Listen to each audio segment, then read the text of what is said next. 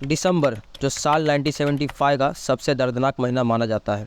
इस दिन 27 दिसंबर 1975 को एक दर्दनाक हादसा होता है जो कि भोपाल गैस स्ट्रेटजी के होने के लगभग 10 साल पहले हुआ था, जिसे दूसरा सबसे बड़ा माइन डिजास्टर कहा जाता है, द चास नाला माइनिंग डिजास्टर।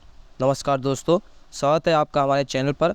आज हम जानेंगे द चास नाला माइन डिजास्टर के बारे में, कब कैसे कहाँ हुआ था यह हादसा, कौन कौन इन्वॉल्व था और भी बहुत कुछ। बात है झारखंड के धनबाद की, जहां कोलेरी माइन में रोज की तरह काम चालू था। सभी लोग अपने काम में व्यस्त थे, लेकिन उस दिन कुछ ऐसी बात होती है जो सबको चौंका देती है। अचानक से एक्सप्लोजन की आवाज़ आती है। उस माइन में उस समय लगभग 300 से ज़्यादा लोग काम कर रहे होते हैं। उस खदान में एक 80 फीट की दीवार थी, जो कि खदान को दो हिस्सों में बांटती थी। एक पार्ट जहाँ वर्कर काम कर रहे होते हैं और दूसरा पार्ट जहाँ पानी भरा हुआ रहता है।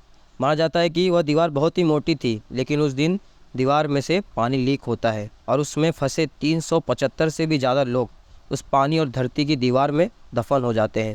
उस पानी का प्रभाव लगभग 1,35,000 क्यूबिक मीटर ऑफ वाटर था। दोस्तों, 1 cubic of meter of water जो होता है वह 1,000 लीटर ऑफ पानी के बराबर होता है। इससे आप अनुमान लगा सकते हैं कि 1,35,000 क्यूबिक मीटर वाटर कितना होगा। लगभग 135 मिलियन लीटर, यानी कि 35.6 मिलियन गैलन ऑफ वाटर। इतने फोर्स में वो पानी का प्रभाव होता है कि किसी को कुछ पता ही नहीं चलता है और सभी वर्कर उसमें दब के मर जाते हैं। बाहर उनकी पत्नियां इंतजार करती हैं कि कोई जादू होगा और उनके पति जिंदा बाहर आ जाएंगे। दोस्तों, आपको बता दें कि उस समय वह माइनिंग कंपनी के पास कोई सेफ्टी इक्विपमेंट्स भी नहीं होते हैं। यहाँ तक कि पानी निकालने के लिए जो प्रेशर पंप यूज़ हो रहा था वह रशिया और पोलैंड से मंगाया गया था।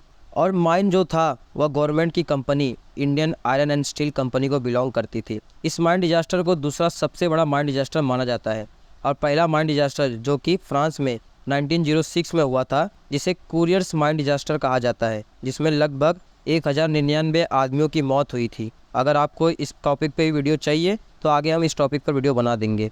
आपको बता दें, यह माइन डिजास्टर तब हुआ था जब उस समय की सरकार ने इमरजेंसी पूरे देश में लागू कर दिया था और इस इंसिडेंट को कवरेज करने के लिए कोई मीडिया भी नहीं आई थी। हालांकि यह माइन डिजास्टर इनडायरेक्टली गवर्नमेंट को बिलोंग करती थी, तो उस समय की सरकार ने इस डिजास्टर को छुपाने की बहुत कोशिश की। और जब इस पर इन्वेस्टिगेशन की गई, जो कि उज्जवल नारायण सिन्हा के अंडर होती है, जो फॉर्मर चीफ जस्टिस के पटना हाईकोर्ट के, इस केस को सॉल्व करने में लगभग 37 ईयर लग जाते हैं, जिसमें 4 लोग दोषी पाए जाते हैं। और उस समय तक तो 2 आरोपी मर भी चुके थे और 2 लोग को साल भर की जेल होती है। दोस्तों, यह ट्रेजेडी ऑकर होती है इमरजेंसी के पीरियड में, जिसकी वजह से इसे इग्नोर कर दिया गया और उस समय की रूलिंग पार्टी ने इसे इरेज करने की और हाइड करने की बहुत कोशिश की। इस इंसिडेंट का बस एक ही सबूत है, जो कि एक मेमोरियल साइट है। दोस्तों, अगर वीडियो पसंद आए तो लाइक, कमेंट, सब्सक्राइब करना ना भूलें। धन्यवाद।